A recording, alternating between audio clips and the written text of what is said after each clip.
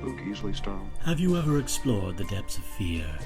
Have you ever wondered what depravity dwells within the imagination of a storyteller that prompts them to exhume horrors untold and expose those horrors to unsuspecting audiences? Some are repulsed, and some are shaken.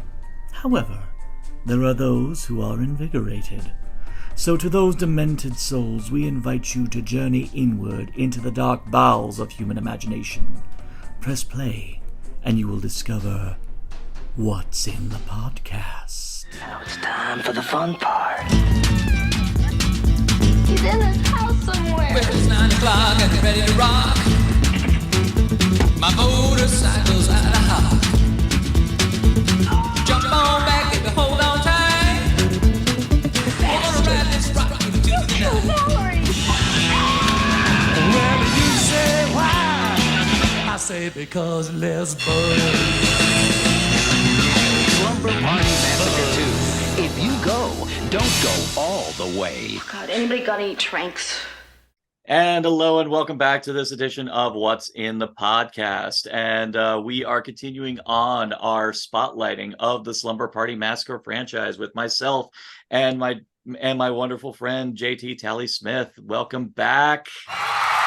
And hey, and I admit I'm kind of giddy. I'm kind of like tapping my toes with anticipation on this one because we're talking about my favorite of the franchise, Slumber Party Massacre 2, written and directed by Deborah Brock. I think it's the only one of the, we'll find out later. But yeah, written and directed by Deborah Brock. One thing I got to give, sometimes you got to love it when the producer just expects so little, because then it frees up the filmmaker to do so much that they want to do.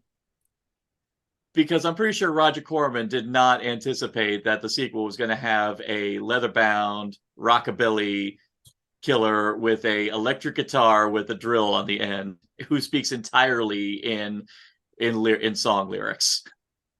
I mean, this is, I think, the best weapon I have ever seen a slasher killer wield. This is so iconic, and I can't believe it's not more mainstream within the horror community, because wow. Just so many ideas that in the high-end Hollywood system would completely put the kibosh on. They said run with it, just do it, and this is what we get, and it is glorious. And yet the film actually is a sequel to the first one. It's not just a in-name only sequel. It actually does follow on the story of Courtney, who was Valerie's sister, who is now coming of age and ends up going on her own little slumber party adventure. Kind of a, I don't want to say Twin Peaks, but there is definitely a surrealistic edge to this particular installment. And a lot of people have actually had a time trying to interpret this film. And I know Deborah Brock has been delightfully vague about her intent behind it. So I'm intrigued by your interpretation of the story as a whole. So what do you think? Well, I do find it really interesting that there is the common through thread between the first and the second, but as a whole, the Slumber Party Massacre franchise, it doesn't really have a lore. The only thing that really ties them together is the fact that the slasher killer wields a power drill, and the fact that the first one, it was the very Michael Myers trope of this real person serial killer running around, and now all of a sudden he's completely supernatural, like Freddy Krueger, and sort of manifested from Courtney's trauma, like she willed him into existence. Almost trauma / burgeoning womanhood, yes, one could even say. Like, she is very clearly starting to become more sexually awakened. Yes. I mean, as is by the fact that she is constantly fawning over this 30-something dude who very clearly got held back a couple times, but completely fawning over him. But at the same time, getting even like hallucination warnings from her sister in a loony bin, Mhm. saying, "Don't go all the way." It's like that. This could be taken so many sublime ways. I'll kind of give my own interpretation, kind of like going into because unfortunately the ending is kind of like the major, huh? Yeah. The Yeah. final shot of the movie is so inducing, but I think for now where we're at, let's go ahead and just focus on the cast. The person playing Courtney is obviously not the same actress from last time, but it's actually played by Crystal Bernard, who this was prior to her successful run on the TV show Wings. Mhm. Afterwards, but this one also has some horror royalty in there. Actually, Juliette Cummins, who in this one she plays Sheila, but she actually had a role in Psycho 3. She was the one that Norman kills in the phone booth, and she played Robin in Friday the 13th Part 5. Yes. So she definitely has some horror pedigree, but then we have Heidi Kozak, who's in the film as well, and she was also a Friday the 13th alumni, but and I'm sure you're happy to hear about this one. She was in Society. Yes. Yes. The really bitchy, mean cheerleader Yeah. girl. Cheerleader ex-girlfriend to our hero character. So, and it could be argued that I'm kind of sad that she didn't make the shunting, because I think she would have been okay with the makeup they put her in on this one. This one has some of the wildest hallucination sequences involving like jumping chickens, jumping dead chickens, and exploding zit faces. So I think one of the best things, or one of the ways you can interpret this film really is a young girl being afraid of becoming a woman, and it's very apparent in the fact that she's scared of a power drill, the virginal girl being afraid of men.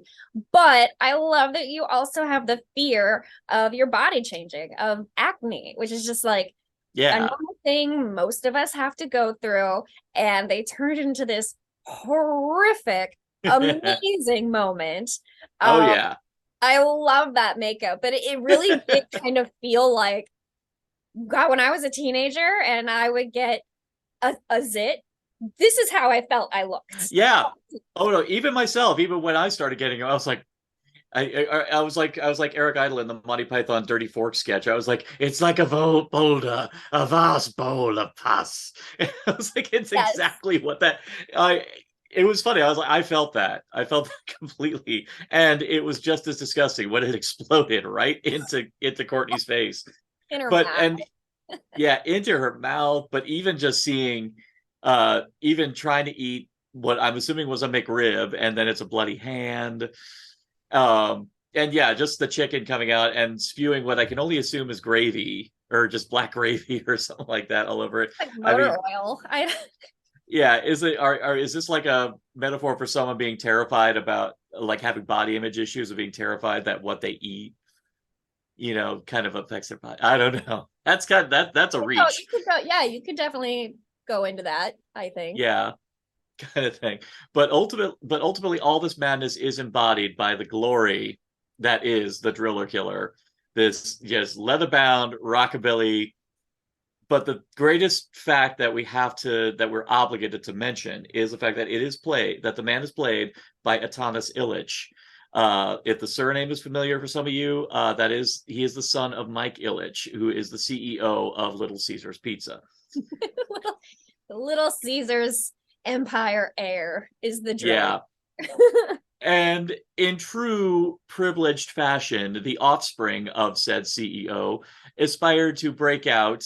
One could say Paris Hilton wasn't doing anything new, because Atanas Illich beat her to it. The idea of breaking out and trying things that they probably weren't suited for, including being a recording artist as well. Though, guy had a sensitive side. He was on the album with the kitty, but that being said, though, apparently he was a dream to work with on this movie. Like, apparently they said he really got into it. He was very gung-ho, and they auditioned a bunch of people for this role. but he was the first one to come in, and they just kept. He was. They wanted to stop the audition right then and there, but they were like, we got to look at these other guys, but they just kept coming back to Atanas. So credit where it's due. Atanas Illich brought it.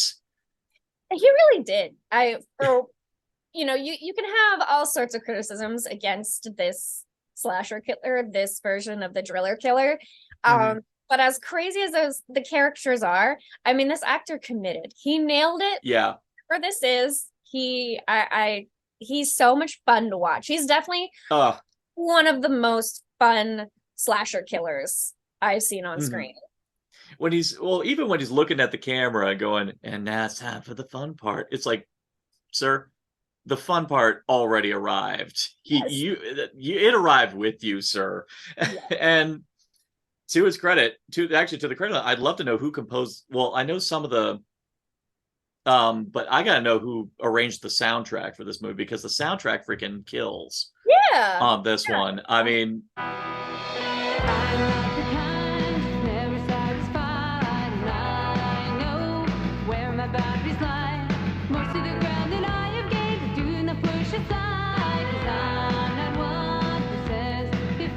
I love to jam it to the floor, let me twice pipes roar. Well, I'm an inch off the ground, the speakers all around, baby. My body starts shaking, I get so here. Like a little kid is grinning from ear to ear. I can't stop loving you. I won't stop till I do. I mean, we all need Tokyo Convertible in our life, but I mean, just Let's Buzz and Can't Stop Loving You, the song he plays like in the final climax. I'm like, man, those songs are like stuck in my head. I love that the movie centers around an all-female rock band. Yeah. Very Runaways style, and their music wasn't that bad either. They had a fun poppy 80s sound. And there was a great theme of music in this one, which I think what this movie did is they really looked at their audience. They are realizing the audiences of horror is changing, because in February of 1987 we had Dream Warriors comes out, and I think Dream Warriors is what really started to get the younger kids into horror, the younger generations and teenagers and stuff. So this movie that came out in October of 1987 realized, okay, well, if these kids are watching these movies, like, what do kids love? MTV. Yeah. They are addicted to MTV. So let's find a way that we can take Dream Warriors, which did so well and they loved, and combine it with MTV. And so you have all this rock and roll going on. I even love towards the end, he's fighting the girls in the house, the condo hallways and things. Yeah. And suddenly there's fog and pink lighting. It looks like a music video. You were watching and it's upbeat pop music playing in all of these sequences. You're watching a music video. They pretty much knew who they were catering to. Absolutely. And I gotta give, as a cosplayer who could barely move in my Ant-Man cosplay when I did that, and you're a Black Widow cosplayer, and I'm sure you had this issue. When I'm watching that man doing the worm in those leather pants, I'm like, screw you, sir. How the hell are you that mobile to be able to move that well in the? It's like, did you have a hidden stripper history or something like that we didn't know about? Because you are moving in that gear, and it was just. I will admit, though, the fact that the slasher killer suddenly does the worm, it does detract a bit from the scary level, the scary factor. Well, that leads to wonder: did Deborah Brock really intend for this to be scary to begin with? I think a lot of people that kind of leads me to one grievance, like one frustration I have when people shun a horror movie when just on the simple thing like, it's not scary. It's like, does it need to be? Yeah. Does it need to be? I mean, it can also be, fun. We can have fun, and Absolutely. This is fun. Yeah.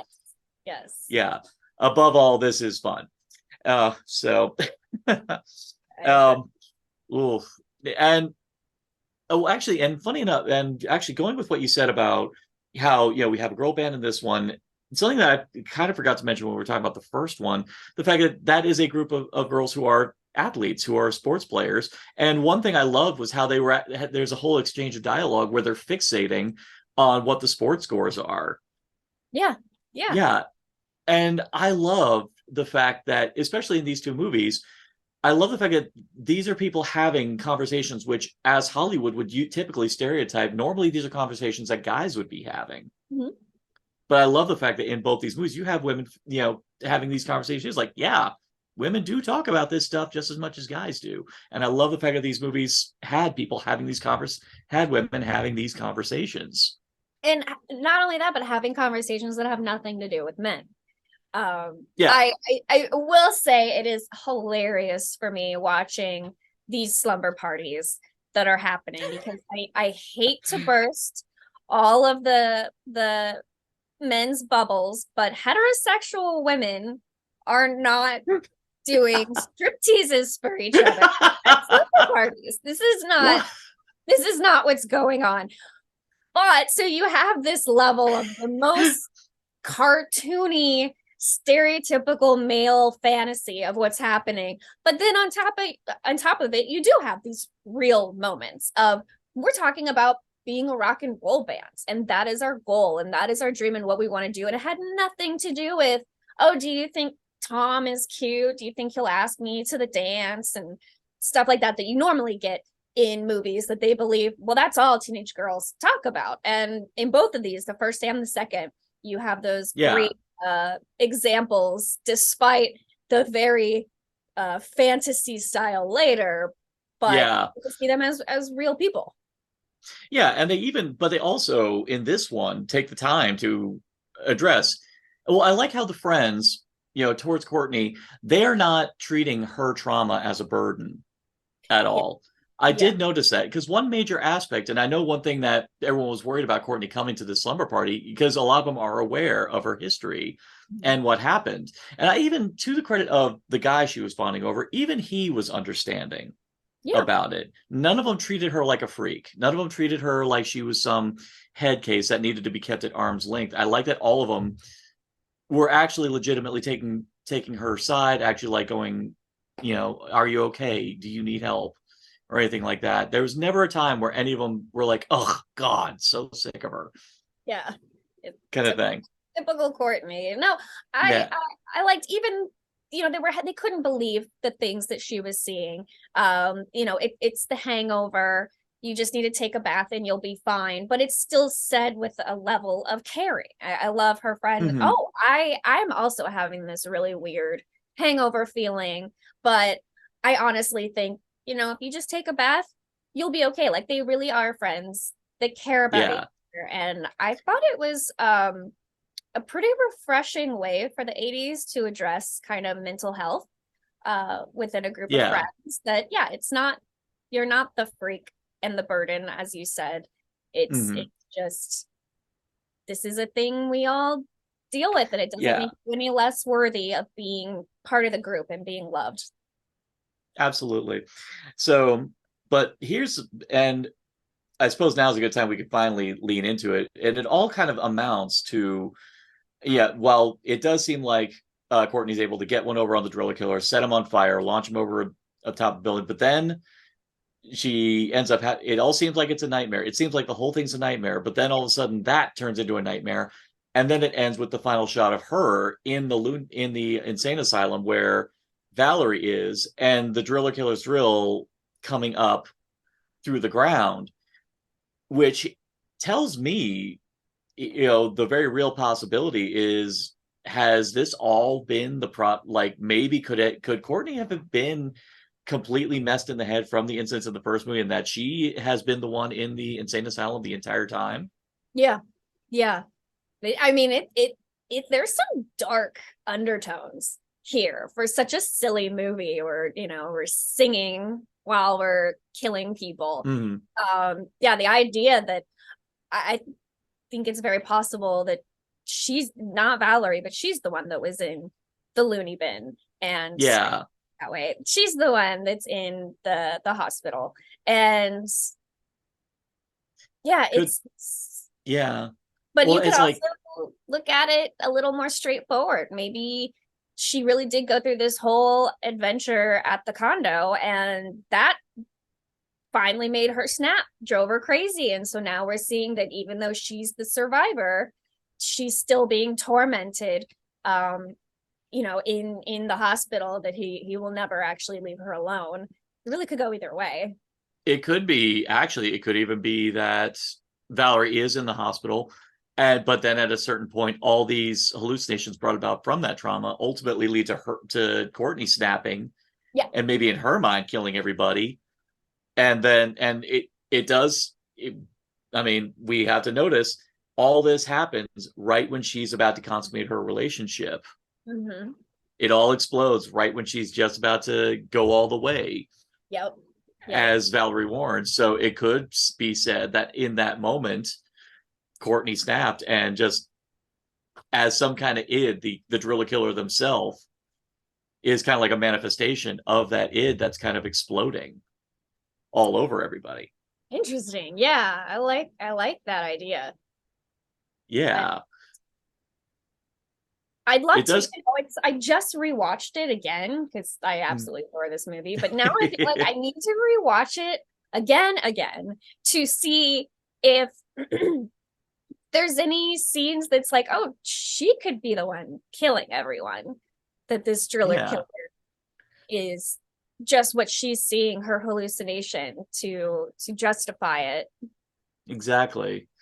I mean, because she is present for the most part at every single death. I mean, the only one that you could probably rebuke it with is with Shelley's death, because they're holed up in the room, blocked out, and Shelley's like stuck in the hall. But again, if the driller killer himself is a manifestation of that it could say that Courtney's the one outside in the hall with Shelley, and she's imagining herself in the room with one of her other friends. So, ooh. Yeah.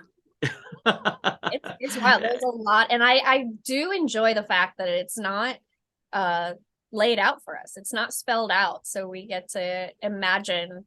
And I think that's what makes movies scarier, is whatever your imagination can come up with. That's always going to be scarier than what the writers feed to you. Mm-hmm.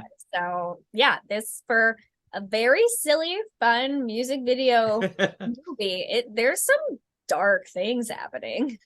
Absolutely. Like, ones to which that I'm kind of delighted we're having this conversation, because it even makes me love the movie so much more, because I'm like, heck, I just pulled that right out of my head right now. Yeah.